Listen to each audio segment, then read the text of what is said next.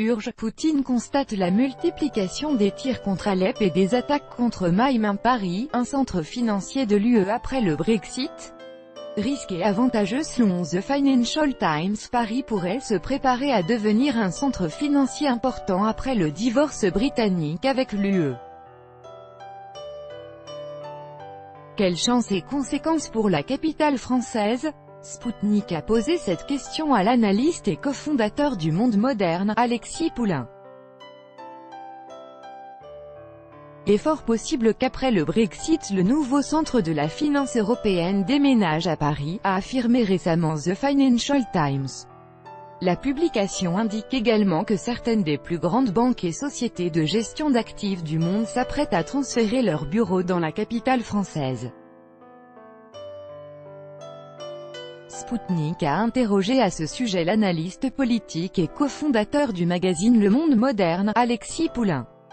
Comme les Britanniques s'identifient à contre-cœur comme Européens, la création d'un centre financier sur le continent est définitivement une bonne nouvelle pour l'Union européenne, estime-t-il. Dorénavant, tout dépend de la réaction d'autres pays au fait que c'est la France qui pourrait jouer le rôle prédominant dans le secteur financier, tandis que d'autres centres financiers s'acharnent à profiter de la fuite d'entreprises du Royaume-Uni.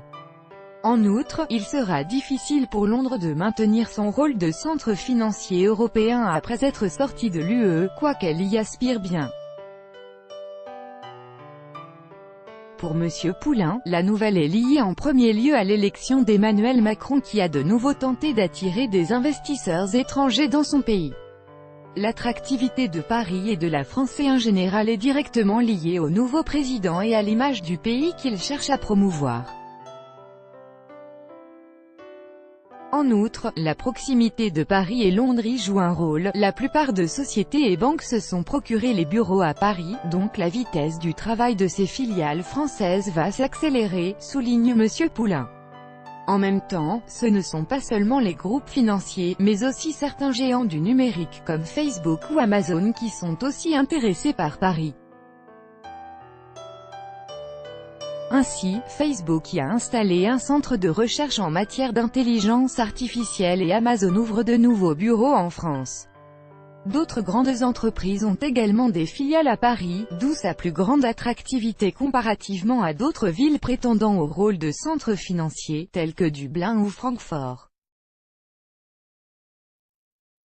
Du point de vue des habitants, la vie dans la capitale française deviendra encore plus coûteuse avec l'afflux d'une nouvelle main-d'œuvre et de nouveaux fonds, mais aussi vu que les Jeux Olympiques s'y tiendront en 2024, indique l'analyste.